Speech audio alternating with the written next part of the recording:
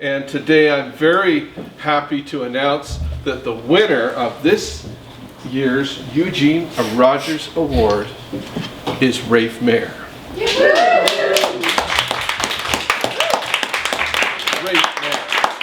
Very, very happy to be able to present this to Mr. Mair. Now, Rafe could not be here today. His associate, Damien Gillis, co-founder with Rafe of the Common Sense Canadian, is here today to accept this award and to say a few words. But let me first say about Rafe. It has been one of the highlights of my life, spending time with Rafe on the road, going from community with Andy here, fighting against the privatization of our rivers, the wholesale gutting of BC Hydro. We called it the greatest crime of our time when you're talking about something like $57 billion and rising right now. Rafe has been an amazing person. This is an individual who was a cabinet member, so tremendous power. He used that power. For instance, he was the minister who signed off on the deal that protected the Skagit Valley against being flooded back in the early 1980s. He went on to be a broadcaster, and in his role as broadcaster stood against the salmon farms, which we now can see really present a terrible threat to BC's wild salmon. But you know what? He did something that you don't often see. He stood as a cabinet minister. He stood as a journalist and a broadcaster. But we've also seen him as an activist, standing there in front of a microphone, battling away. Never saw the guy back down from a fight. Very proud to give this award to Rafe Mair. Really adds to this list of heroes. Damien, why don't you come on up?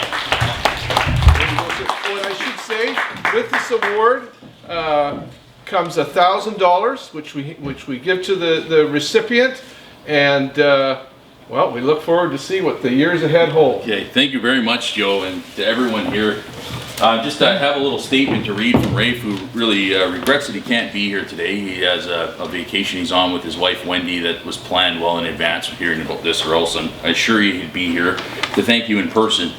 I just want to say a few things. First of all, Rafe, first thing he told me is to acknowledge the company that he's in, and some of the folks who are in this room, like Dr. Elaine Golds and other allies and colleagues of ours throughout the years of working together on environmental issues in the province, like Will Coop and Betty Croswick and Dr. Tracy Lister and Alexander Morton and Chief Marilyn Baptiste as well.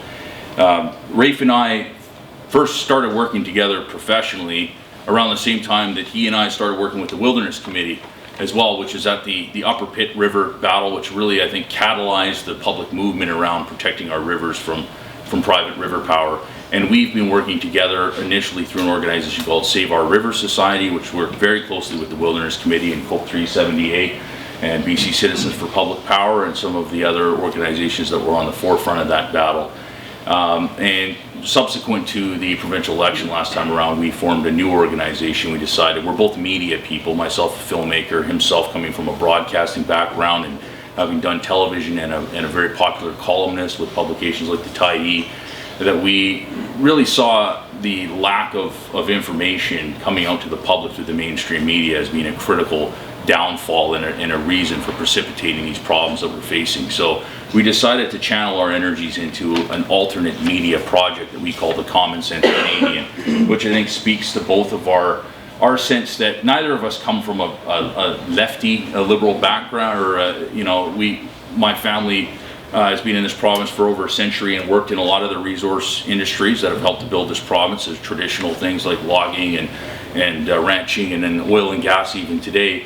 And Rafe being a SOCRED cabinet minister and a business person. But I think we approach these issues from a perspective of common sense, that what is not sustainable for the environment is also not sustainable economically for the future of British Columbians. And we're trying to bring a larger conversation to the general public in this province and put these things on the radar, and we'll be doing so again this year as we lead up to the the provincial election. That day at the Upper Pitt River, I think, was a really special moment, and it showed what can happen when all these different kinds of groups come together.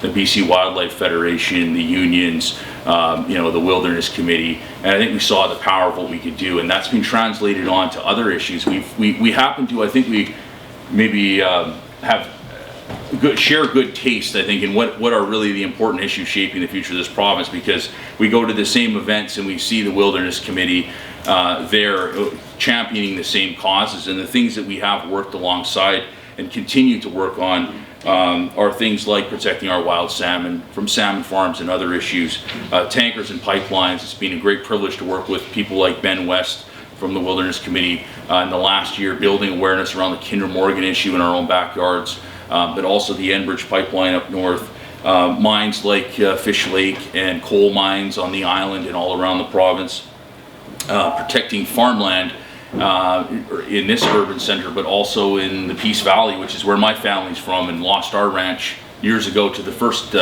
big dam on the Peace River, the W.A.C. Bennett Dam, and that battle continues today. And I think what Rafe and I are recognizing now is that all of these different issues are actually very much interconnected.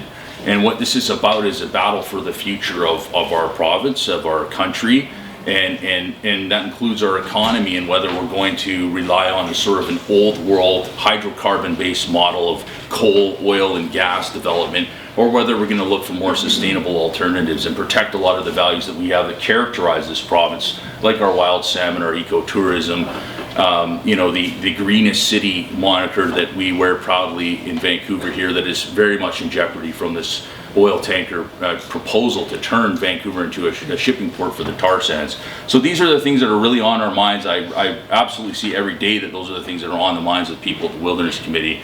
And it's our great pride to be able to work together, and I think in doing so, we're really starting to accomplish some things.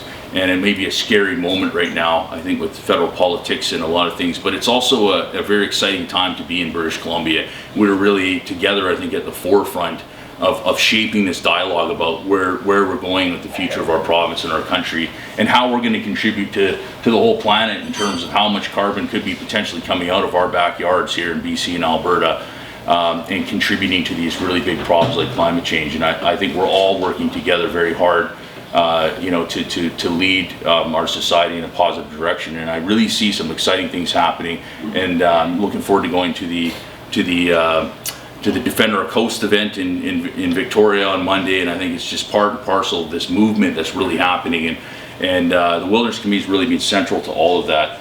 So I just want to read a little note from Rafe here in conclusion, and I quote, "I cannot express how thrilled I am to receive the coveted Eugene Rogers Award from an organization I've so long looked up to as the premier environmental organization in British Columbia. Over the past few years, I've been privileged to work alongside Joe, Gwen, and Ben, and have learned a hell of a lot." You can tell this is Rafe writing this. "From the experience of being with true pros. I know his colleagues will not mind me singling out Joe Foy for special comment, because he's the one I have worked with most, plus seeing him in action in years gone by. Joe, while perhaps not knowing it, has been my mentor. That doesn't mean, Joe, that you get blamed for my shortcomings, which are many.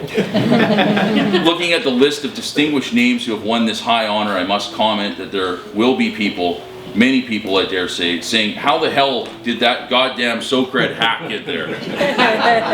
The workings of God are mysterious indeed. Again, many thanks for conferring this great honor upon me.